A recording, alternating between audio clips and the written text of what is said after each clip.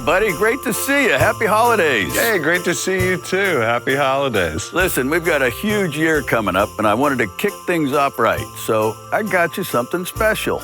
Oh, you didn't have to get me anything.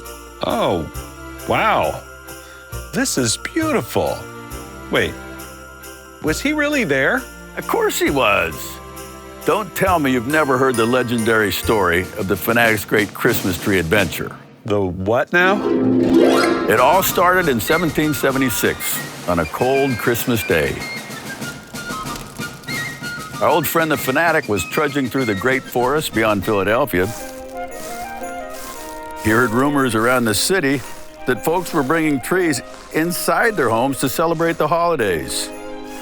And he wanted the ballpark to have the perfect one. A little last minute for a tree, don't you think? Planning isn't really his best trait. He'd been searching far and wide for the right tree. But no matter where he looked, nothing felt quite right. What makes a perfect tree? You know, when you see it. The Phanatic was sprinting toward the tree like he was rounding third, and there it was on the banks of the Delaware, the perfect tree. There was just one little problem. It was a cold, frigid night, way too chilly for our friend from the Galapagos. How exactly was he planning to get across? Well, that was almost the end of our story. The Phanatic was ready to give up.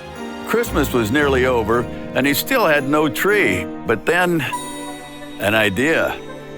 He carefully drew a very detailed map outlining his master plan. I don't think detailed is one of the Phanatic's best traits either. But the Phanatic wasn't the only one trying to figure things out that day. He gestured with all the enthusiasm he had, letting the soldiers know that he had a plan, one that he'd unveiled by the campfire. As you can imagine, the soldiers were amazed at how smart the Phanatic was. They said, "We need to show this to General Washington, but first you'll have to clean yourself up if you want to pass inspection." There may have been some confusion, but things eventually got sorted out. But then one soldier stopped and said, "Phanatic, what are you going to use when you get over there?" Finally, the Phanatic gave up trying to explain and decided the only way was to show him. So off he went, straight to the blacksmith. The Phanatic barged into the blacksmith's hut. "Well, hey there, Phanatic. Heard you were looking for something."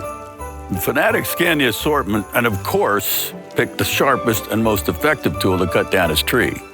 He left the blacksmith with everything he needed. Next stop, the general. I'm sure General Washington was thrilled to see the green guy. Washington was at first in disbelief, but he couldn't deny the Phanatic's tactical brilliance. Wait, hold on. So was Washington going Christmas tree shopping too? Again, there may have been a little misunderstanding. While Washington acknowledged Phanatic's brains, he was curious if he had the brawn to pull it off. I'm sure Washington was thoroughly impressed. Washington studied him one final time, and at last he gave his approval. Finally, the Phanatic was on his way, tree in sight, and the holidays were going to be saved. As you can imagine, the Phanatic fit right in with the soldiers. They hardly noticed he was there. Oh, absolutely. Known for his discipline, his focus, his calm demeanor. I'm sure he blended right in. However, as the boats glided toward the other side, a strange feeling settled over the river. Perhaps it was the shimmer of Christmas lights on his shoulder, or the humble little toy axe he carried with pride, or the way his heart seemed tethered to that tree. But Washington saw something in the Phanatic, a warmth, a purpose, and suddenly the map's true meaning became clear.